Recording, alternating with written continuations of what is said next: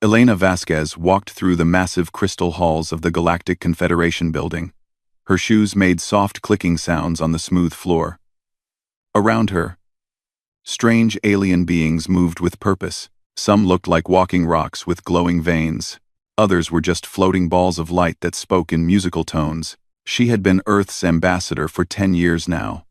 10 long years of asking for the same thing over and over again. Today would be no different. But she had to try. Humanity deserved better than what they had been given. The High Council chamber was enormous. It could hold 1,000 beings easily. At the center sat the most powerful aliens in the galaxy. The Vorthak looked like giant crystals with faces carved into them. They were older than human civilization by millions of years. Next to them floated the Zephyrians, beings made of pure energy that changed colors when they talked. Elena took her place at the small podium marked for petitioners. Above her, dozens of alien species looked down. She had memorized all their names and histories. The Katok, with their metal bodies, the Shral, who looked like walking plants, the Arbiters who wore gray robes and never showed their faces. Honorable Council, Elena began, her voice carrying clearly through the chamber. I come before you today with humanity's 47th petition for full membership in the Galactic Confederation. A low humming sound filled the chamber. That was how some aliens showed they were listening. Others simply stared with unblinking eyes. For 200 years, humans have served the Confederation faithfully. Elena continued. We have followed every rule. We have stayed within our assigned worlds. We have contributed our labor, our ideas, and our lives to galactic peace. Prime Speaker Thal Vor, the largest of the Vorthak, leaned forward. His crystal face caught the light from above. Ambassador Vasquez, your species has indeed shown improvement. But improvement is not the same as readiness. Elena felt her heart sink, but she pressed on. What more must we prove, honored Prime Speaker?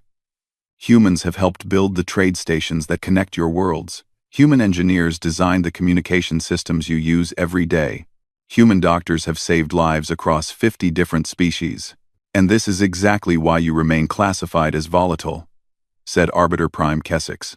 His gray robes moved as if blown by wind, though there was no air current in the chamber.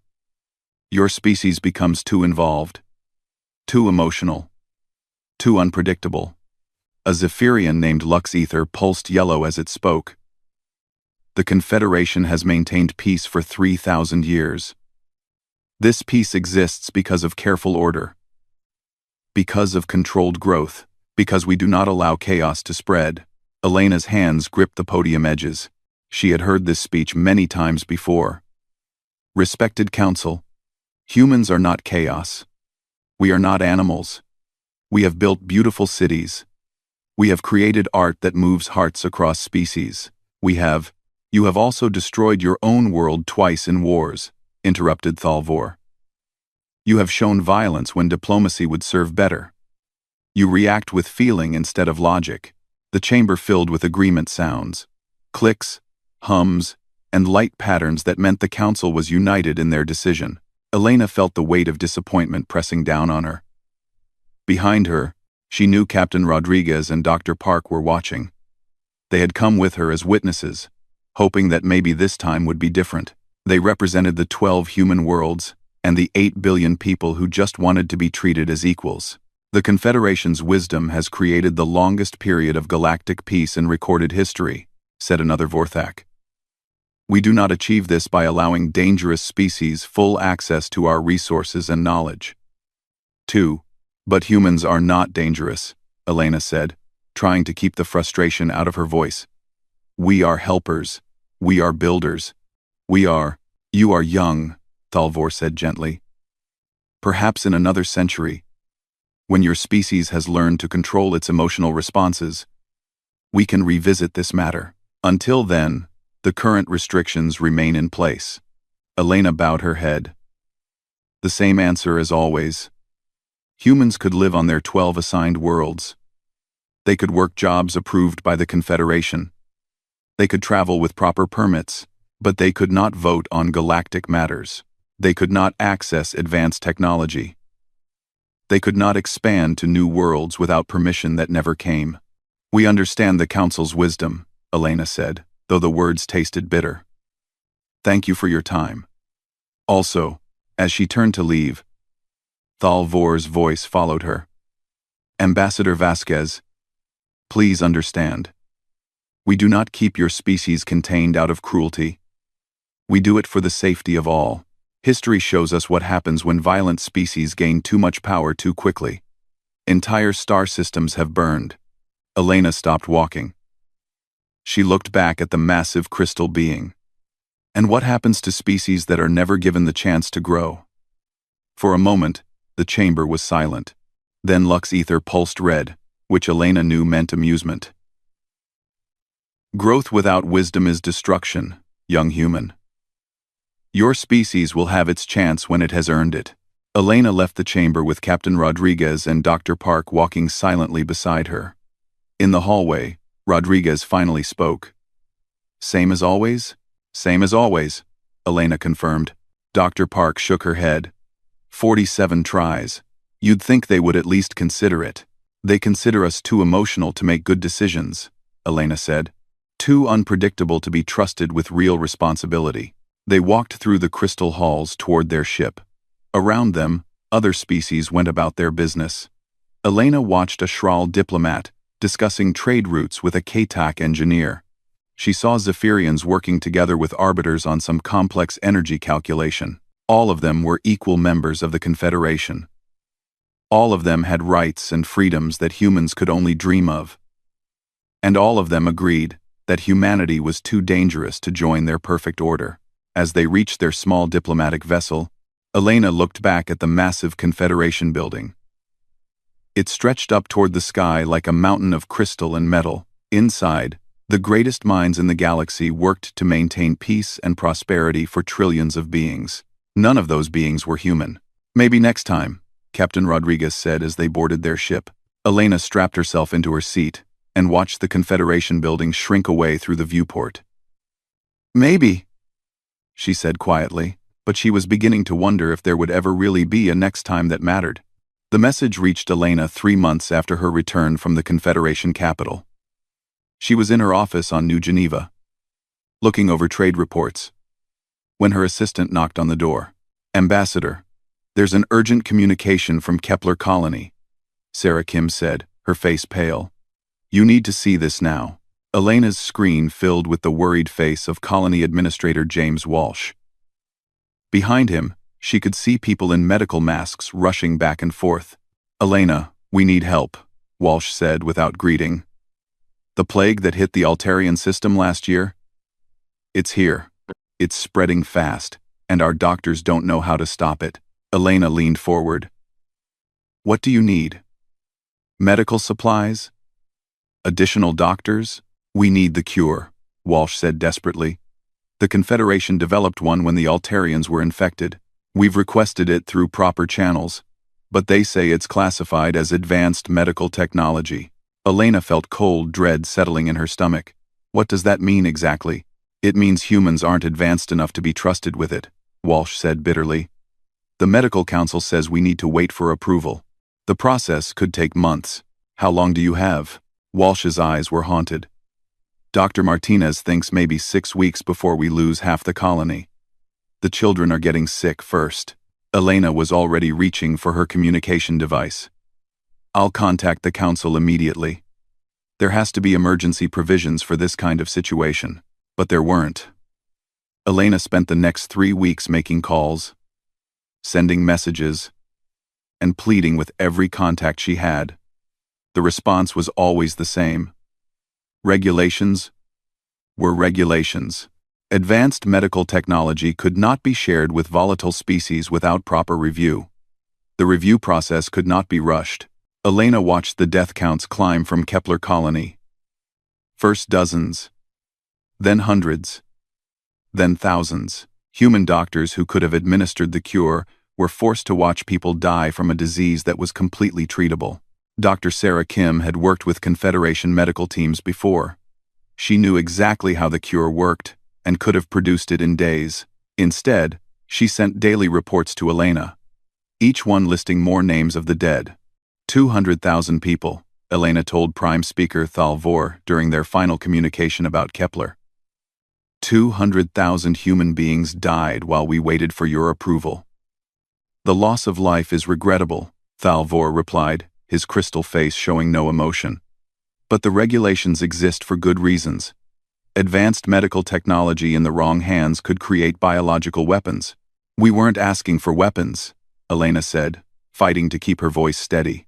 We were asking to save our children. The Confederation grieves with humanity for this loss, Thalvor said formally. But the greater good must always come first. Elena cut the communication before she said something that would make things worse for her people. The second crisis came just 2 months later. Dr. Marcus Chen, a young engineer on New Earth, had been working on a revolutionary clean energy system. It was based on quantum resonance patterns that could generate power without any waste or pollution. This could change everything, Chen told Elena during their video call. His eyes were bright with excitement. Unlimited clean energy for every human world. We could end power shortages forever. Elena smiled at his enthusiasm. Have you filed the proper patents with the Confederation? Of course. I submitted everything 3 days ago. I can't wait to see what they think. What they thought was that the technology was too dangerous for humans to possess. Arbiter enforcement teams arrived on New Earth before Chen even received an official response. They confiscated all his research, his equipment, and his prototypes. This energy system could destabilize existing power structures, the lead arbiter told Governor Harrison. Volatile species cannot be permitted to develop technology with such potential for disruption. Disruption of what? Harrison demanded. Poverty? Environmental damage? Disruption of the careful balance that maintains galactic peace, the arbiter replied. With Chen's research gone, the economic sanctions began. Human worlds had been importing most of their advanced technology from Confederation sources. Now, those imports were cut off. The official reason was to prevent humans from reverse engineering prohibited technologies. Food production dropped when farming equipment broke down and couldn't be repaired. Transportation between human worlds slowed as ships were grounded for safety inspections that never ended. Medical supplies became scarce as pharmaceutical companies were forbidden from selling to potentially unstable populations. Elena found herself making more and more emergency requests for basic necessities. Each time, the answer was the same. Humans needed to learn patience. This was a teaching moment. Volatile species often required such lessons to understand their place in galactic society. The final breaking point came on a quiet Tuesday morning. Elena was reviewing supply requests when her communication system lit up with an emergency signal. The face that appeared on her screen was Captain Maria Santos of the refugee transport ship Hope's Journey. Ambassador, we're under attack, Santos said, her voice tight with fear. Pirates hit us as we were leaving the Epsilon system. They're demanding our cargo and threatening to space the refugees if we don't comply. What's your location? Elena asked, already pulling up star charts. Sector 7 Alpha. Ambassador, there's a Confederation patrol fleet less than an hour away. We sent them a distress signal, but they haven't responded. Elena felt her blood freeze. They haven't responded at all? They acknowledged our signal, but they said they can't interfere with volatile species conflicts without proper authorization. They're requesting permission from their command. Elena was already reaching for her direct line to the Confederation military. How long until the pirates' deadline? 20 minutes. The next 20 minutes were the longest of Elena's life. She called every military contact she had. She pleaded with Confederation officers who had worked with humans for years. She even tried to reach Prime Speaker Thalvor directly. The response was always the same. The Confederation fleet couldn't act without proper authorization. The authorization process would take time. Volatile species conflicts required special consideration. Elena watched her chronometer count down. 18 minutes. 15. 10. 5. At exactly the 20-minute mark, Captain Santos's signal cut off. The pirates had kept their word. Hope's Journey was found 3 days later, drifting empty in space. 800 refugees, including 43 children, had been spaced. The cargo hold had been stripped of everything valuable. Among the dead was Marcus Chen. He had been fleeing with his family after the arbiters confiscated his life's work. His wife and 2 young daughters died beside him in the cold vacuum of space. The Confederation patrol fleet arrived at the scene 6 hours after the attack ended.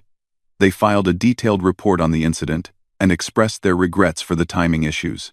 Elena received a formal message from the Confederation Council 3 days later. It read, "The Council appreciates humanity's patience with these growing pains. Volatile species often require such lessons to achieve proper submission to galactic order. We are confident that these experiences will help humans understand the importance of their current status." Elena stared at the message for a long time.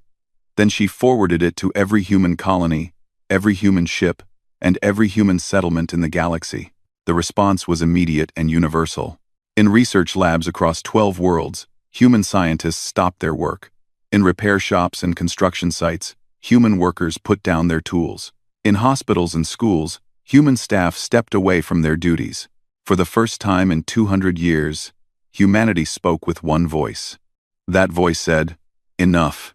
Dr. Sarah Kim felt it first as a whisper in the back of her mind. She was working late in her laboratory on New Geneva when the sensation began. It started as a feeling of sadness that wasn't quite her own, then grew into something much stronger. She put down her research tablet and pressed her palms against her temples. The feeling was getting clearer now. Pain.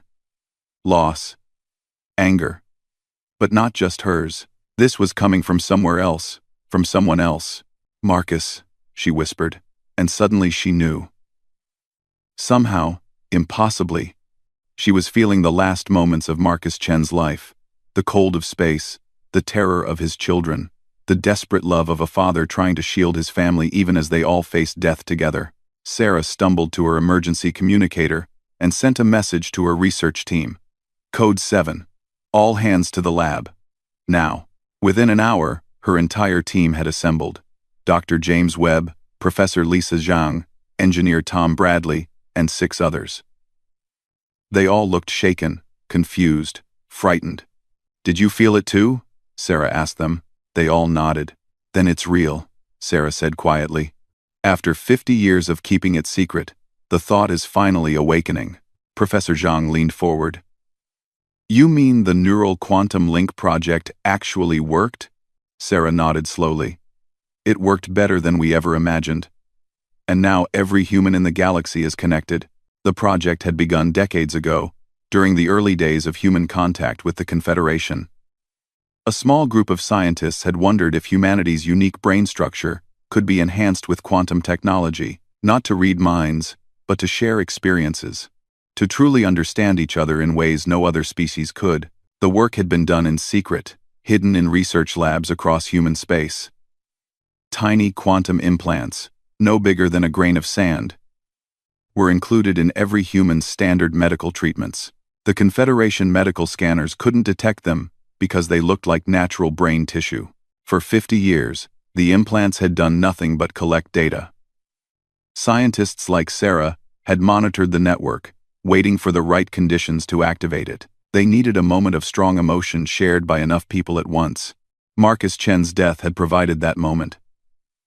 800 people dying together in the cold of space. Their terror and love broadcast to every connected human mind in the galaxy. It was horrible, but it was also the key that unlocked something unprecedented. "How many people are connected?" Tom Bradley asked. Sarah checked her monitoring equipment. "All of them," she said in amazement. "Every human being in Confederation space. 12 billion minds. All linked through quantum entanglement." Dr. Webb looked worried. "Can they hear our thoughts? Are we losing our privacy?" "No," Sarah said quickly. "It's not telepathy. It's more like shared emotion. Shared experience. When something happens to one of us, especially something intense, the rest of us can feel it too." Professor Zhang was studying the readouts. "The network is stabilizing. People are learning to control it instinctively. They're choosing what to share and what to keep private." Across human space, the awakening continued. On New Earth, Factory worker Ana Rodriguez stopped her assembly line. She had been installing communication components in Confederation ships for 8 years. Now she understood exactly how those components worked, because she could feel the knowledge flowing from thousands of human engineers across the galaxy. More importantly, she could feel their anger. Every human who had ever been dismissed, ignored, or condescended to by alien supervisors. Every human who had watched their innovations stolen and their contributions overlooked. Every human who had been told they were too emotional, too chaotic, too dangerous for full membership in galactic society. Anna looked at the communication array she was working on and smiled grimly. With a few simple adjustments, she could build in a backdoor that would let humans control these systems remotely, and through the thought, she could share that knowledge with every other human worker in the galaxy. On the mining world of New Series, excavation foreman David Park felt the network activate while he was 3 kilometers underground. The sensation was overwhelming at first, millions of voices whispering in harmony, sharing their experiences and emotions. But as he adjusted to the feeling, David realized something important. He wasn't just connected to other humans. Through the quantum link, he was also connected to every piece of technology that humans had helped build or maintain over the past 2 centuries. The mining equipment around him hummed with human-designed components.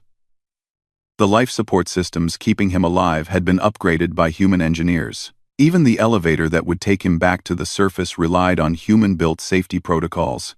David reached out through the thought and felt thousands of other humans doing the same thing. They were all realizing the same truth. Humanity hadn't just been working for the Confederation for 200 years. They had been quietly rebuilding it from the inside. In her office, Elena Vasquez felt the thought touch her mind, like a gentle hand on her shoulder. The sensation was comforting at first, like being welcomed into a warm family gathering. Then the full scope of what was happening became clear. She could feel the grief of families on Kepler Colony, the anger of workers who had watched their innovations stolen, the determination of engineers who had been building secret backdoors into every system they touched. And underneath it all, a growing sense of unity that was unlike anything in human history. Elena stood and walked to her window, looking out at the city of New Geneva below. Through the thought, she could sense every human in the city, their emotions, their memories, their shared understanding of what needed to be done. For the first time in her career as an ambassador, Elena smiled with genuine confidence. On distant worlds, human technicians began making small adjustments to the systems they maintained. Jump drive navigators started experiencing calculation errors. Communication relays developed mysterious glitches. Power distribution networks began showing signs of instability. To the alien supervisors, it looked like typical human incompetence.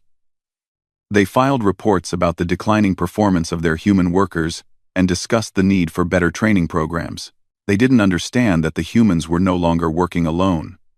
Every technician was connected to every other technician. Every engineer shared knowledge with every other engineer. Every doctor, teacher, pilot, and administrator was part of a single, vast intelligence that spanned the galaxy. The Confederation had spent 2 centuries trying to prevent humanity from becoming too dangerous. They had failed to realize that humanity had already become something far more powerful than they could imagine. Through the thought, Dr. Sarah Kim sent a message to Elena Vasquez. It wasn't words, but pure meaning transmitted from mind to mind. "We're ready."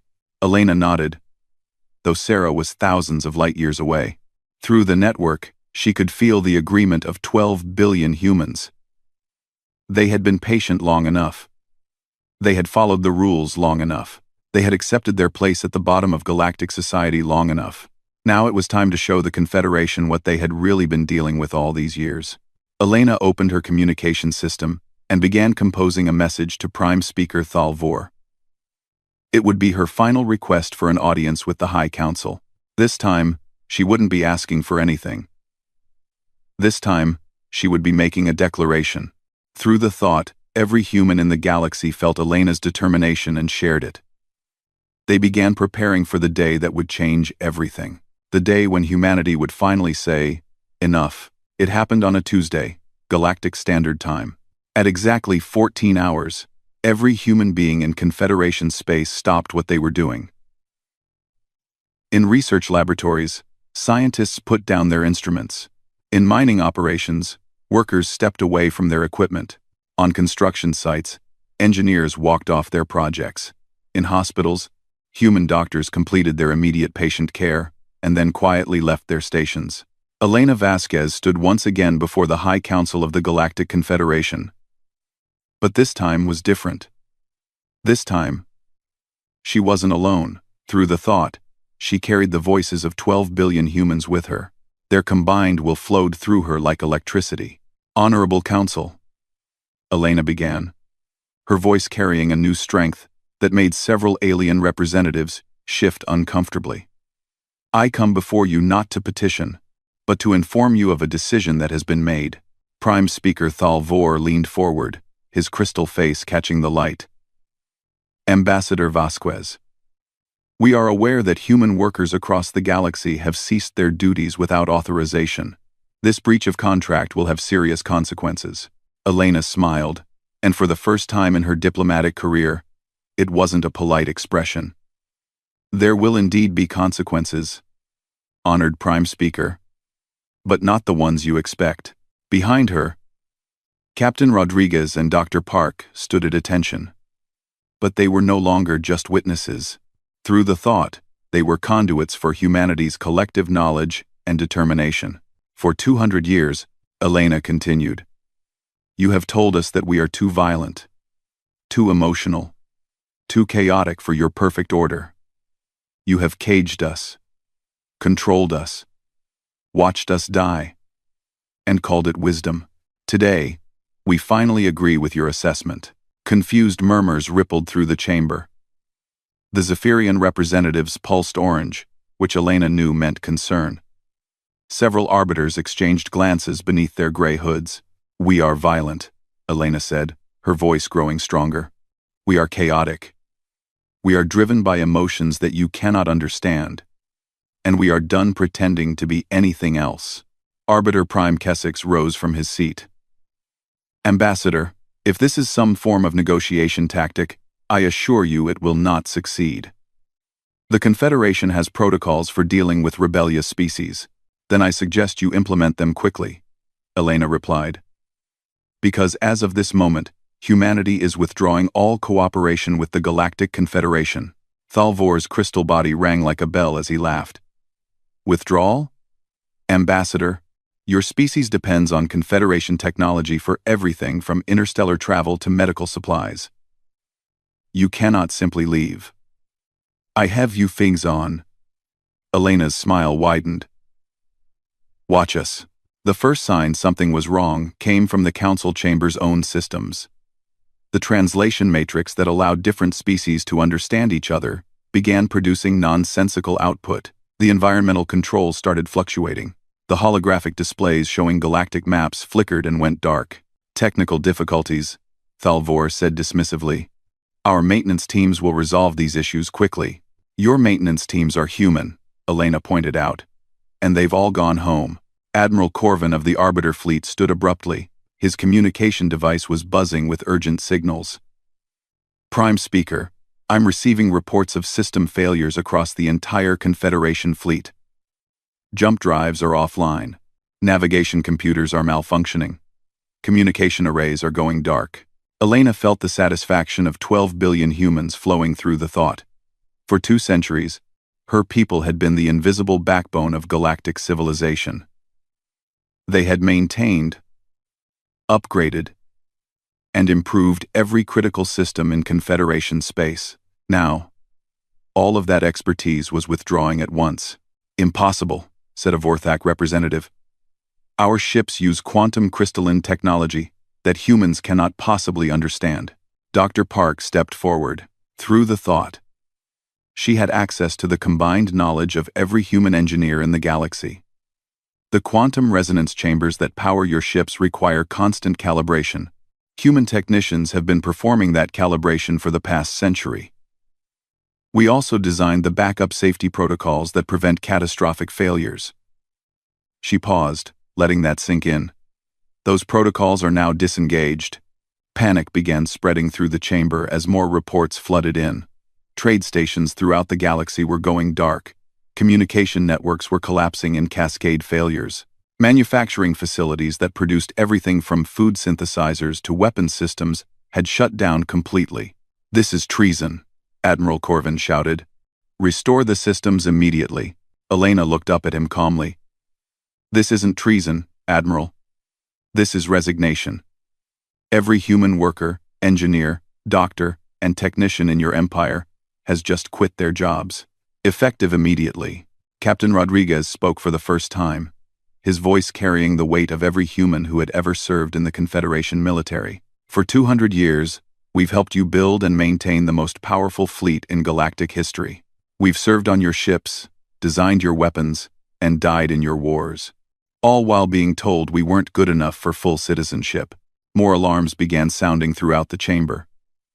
The massive crystalline structure of the Confederation building itself was experiencing power fluctuations. The artificial gravity was becoming unstable. Prime Speaker Thalvor's composure finally cracked. "What do you want? What will it take to restore the systems?" Elena shook her head. "You still don't understand. We don't want anything from you anymore. We tried for 2 centuries to earn your respect, to prove we belonged in your perfect order. You've made it clear that will never happen." She gestured toward the failing systems around them. "This is what you've been so afraid of. Not our violence, not our chaos, but our competence. You've spent so long looking down on us that you never noticed we were holding up your entire civilization." Through the thought, Elena could feel the quiet satisfaction of humans across the galaxy. On distant worlds, Confederation facilities were going dark as human-maintained life support systems shut down safely, giving alien inhabitants time to evacuate. Jump routes were closing as human navigators uploaded viruses that would take years to remove. Even the quantum communication networks that held the Confederation together were fragmenting as human-built relay stations went offline. Lux Ether, the Zephyrian representative, pulsed deep red in what Elena recognized as fear. "You're destroying everything. Trillions of beings depend on these systems." "We're not destroying anything," Elena corrected. "We're leaving. Every human in Confederation space is returning to our assigned worlds. You wanted us contained there anyway. But the systems," Thalvor began, "will have to be maintained by someone else," Elena finished. "I'm sure your superior alien intellects will figure it out eventually. After all, you've spent 2 centuries telling us how primitive our technology is." Dr. Park accessed more information through the thought and smiled grimly. "Of course, you might want to start with the quantum stabilizers that keep your space stations from drifting into their stars. Those will fail first, probably within the next 72 hours. Admiral Corvin was frantically trying to contact his fleet commanders. But the communication system was now completely dead. "How do we fix this? What do we need to do?" Elena looked around the chamber one last time. At the alien species who had ruled the galaxy for millennia. At the beings who had dismissed humanity as too dangerous for their perfect order. "You wanted us to learn our place," she said quietly. "Consider this lesson complete." The lights in the chamber began to dim as the building's power systems finally failed. Emergency illumination cast everything in a red glow that made the assembled aliens look like demons. "From this moment forward," Elena declared, "humanity withdraws from all Confederation territories. We renounce all treaties, all agreements, all obligations to your empire. You have 12 hours to evacuate all non-human personnel from our worlds." She turned to leave, then paused. "Oh, and Prime Speaker? When your perfect order finally collapses under its own weight, when your ships are stranded and your worlds are dark, remember this moment. Remember the day you realized that the species you called too emotional to govern was the only thing keeping your civilization running." Elena walked out of the chamber, followed by Captain Rodriguez and Dr. Park. Behind them, the High Council sat in growing darkness, finally understanding what they had lost. Through the thought, every human in the galaxy felt Elena's satisfaction. Phase 1 was complete. They had shown the Confederation exactly how dependent it was on human knowledge and labor. Now came Phase 2, building something better. The aliens had spent centuries trying to contain humanity's potential. They were about to discover that all they had really done was give humans time to prepare for this moment. The moment when humanity stopped trying to fit into someone else's order and started creating their own. 6 months after the withdrawal, as historians were already calling it, the Galactic Confederation was dying. Elena stood on the observation deck of New Geneva's orbital station, watching construction robots work on massive structures in the distance. But these weren't the slow, methodical Confederation designs she had grown up with. These were flowing, organic shapes that seemed to dance as they grew. Beautiful and functional in ways that no alien architect had ever imagined. Through the thought, she could feel the satisfaction of humans across 12 worlds as they built their new civilization. Free from Confederation restrictions, human creativity had exploded into directions that amazed even them. "Ambassador," her assistant Sarah Kim said, approaching with a datapad. "We're receiving another communication from the Confederation Council. The 73rd one this month." Elena sighed. "Let me guess. They want to negotiate. Prime Speaker Thalvor is requesting an immediate meeting to discuss mutually beneficial arrangements for restored cooperation," Sarah read.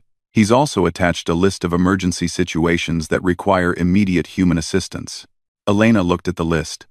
17 star systems without power. Trade routes closed because no one could maintain the navigation beacons. Food shortages on over 100 worlds, as agricultural systems failed without human technicians to repair them. "What's the status of their attempts to fix the systems themselves?" Elena asked. Sarah smiled grimly. "About what you'd expect. The Vorthak sent a crystal tech team to repair the quantum stabilizers on Kepler Station. They managed to make the situation worse and had to evacuate the entire station before it imploded. The Zephyrians tried to restart the communication network hub at Centauri. They succeeded in creating a feedback loop that knocked out communications in 3 adjacent sectors. Through the thought, Elena felt the quiet amusement of Dr. Marcus Webb, who was monitoring Confederation technical efforts from New Earth. The aliens were discovering that their superior intellects didn't actually understand how their own technology worked. They had become so dependent on human maintenance and innovation that they couldn't even perform basic repairs. "There's more," Sarah continued. "Our deep space monitoring stations have detected some interesting developments in the outer territories." Elena raised an eyebrow. "Such as?" 3 species have declared independence from the Confederation in the past month. The Kelleri, the Morgathi, and the Zentaurians. Apparently, they were only staying in the Confederation because they needed access to the trade networks and communication systems. Now that those are failing anyway, Elena nodded thoughtfully. The Confederation had maintained control through a combination of military might and economic necessity, but military might was useless when your ships couldn't jump between star systems, and economic control meant nothing when the economy itself was collapsing. "Ambassador, there's something else," Sarah said, her voice becoming more serious. "The Zephyrian Science Collective has published a research paper you need to see." Elena took the datapad and read quickly. The paper was titled "Quantum Consciousness Fields and Galactic Stability, an Analysis of Human Neural Resonance Effects." As she read, her eyes widened. "They're saying that human emotions stabilize space-time?" she asked in amazement. "According to their research, human neural activity creates quantum resonance patterns that reinforce the basic structure of reality," Sarah explained. "They think our emotional connections, especially through the thought network, have been unconsciously preventing reality distortions throughout this sector of the galaxy." Elena felt a chill. "And now that we've withdrawn, space-time is becoming unstable. Nothing dangerous yet, but their calculations suggest that without human presence in Confederation space, the quantum foundations of local reality could start to break down over the next few years." Elena sat down heavily. Even in their wildest dreams, humans had never imagined they were that important to galactic civilization. They weren't just maintaining technology, they were maintaining the basic fabric of space itself. A new message alert chimed on her communicator. Elena glanced at it and saw an unfamiliar alien face on the screen. The being had silver skin and large, multifaceted eyes. "Ambassador Vasquez," the alien said formally. "I am High Counselor Vrek of the Altarian Union. I come to you not as a representative of the Confederation, but as someone seeking to understand what humans have built in these past months." Elena studied the alien's face. The Altarians had been among the few species that had always treated humans with basic respect, even if they hadn't supported full membership. "What do you wish to know, Counselor Vrek?" "We have been monitoring your world since the withdrawal," Vrek said carefully. "What we have observed defies our understanding of physics, economics, and social organization. Your people have built structures that should be impossible. You have created technologies that our greatest minds cannot comprehend. You have achieved levels of cooperation that no species in galactic history has managed." 207. 217. Elena smiled slightly. "What's your question?" "How?" Vrek asked simply. "How have you accomplished in 6 months what took other civilizations millennia to achieve?" Elena considered her answer carefully. "Through the thought." She could feel the input of thousands of human experts. Engineers who had built impossible structures by thinking in 4 dimensions. Scientists who had discovered new laws of physics by approaching problems with emotional intuition rather than pure logic. Artists who had created beauty so profound that it had inspired breakthrough innovations across dozens of fields. "We stopped trying to be like you," Elena said finally. "For 2 centuries, we tried to suppress what made us human in order to fit into your order. Our emotions, our chaos, our unpredictability. You taught us to see these as weaknesses." She gestured toward the construction work visible through the viewport. "But they're not weaknesses. They're the source of our strength. Our emotions drive us to care about outcomes beyond pure efficiency. Our chaos helps us find solutions that pure logic would never discover. Our unpredictability lets us adapt to situations that would paralyze more ordered minds." Vrek was quiet for a long moment. "And the thought network allows us to combine individual creativity with collective wisdom," Elena explained. "We maintain our personal identity while sharing knowledge and emotion with our entire species. It's the best of both individuality and unity." Another signal came through, this one from an emergency Confederation frequency. Elena recognized Admiral Corvin's voice, tight with desperation. "Human territories, this is Admiral Corvin of the Confederation Fleet. We have a critical emergency in the Vega system. Solar flares have overloaded the planetary shield generators on 3 worlds.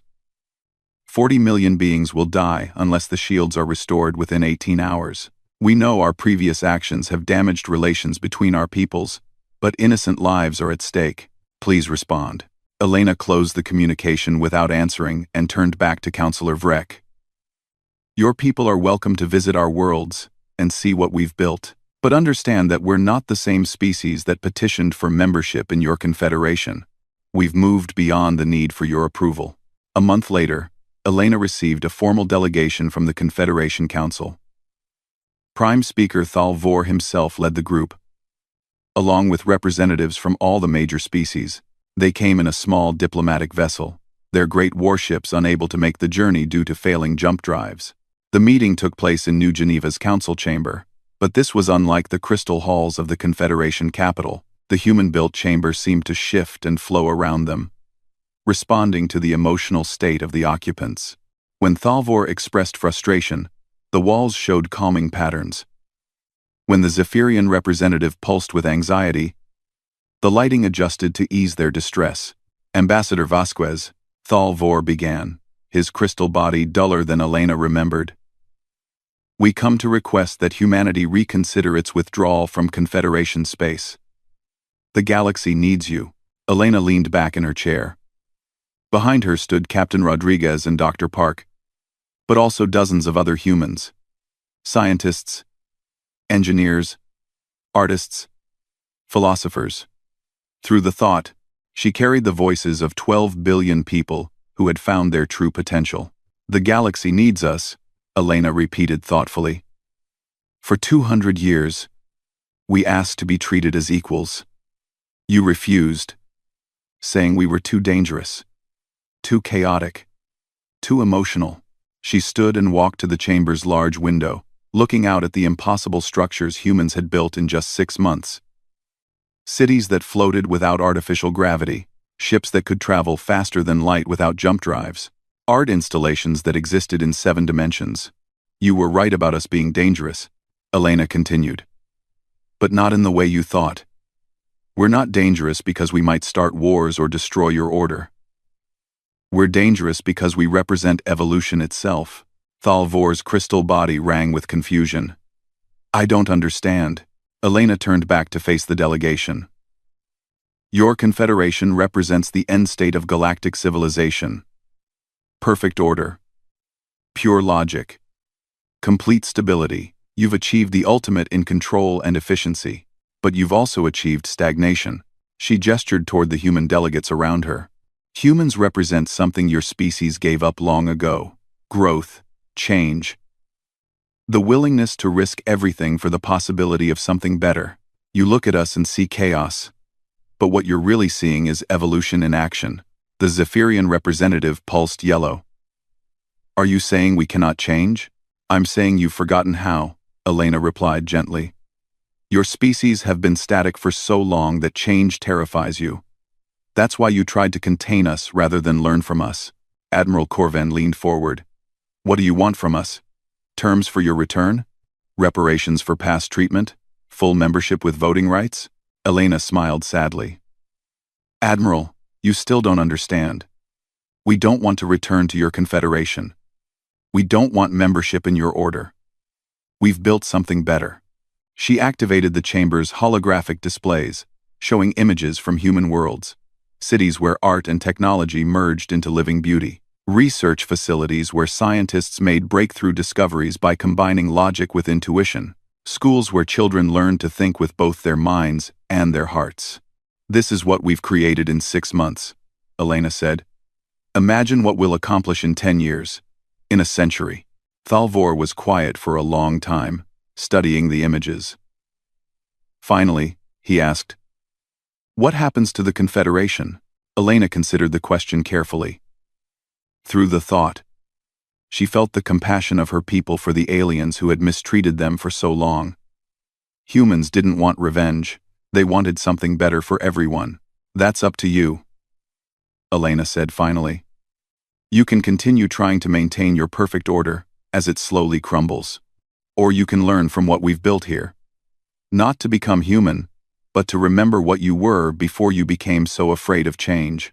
She paused, looking around at the alien delegation.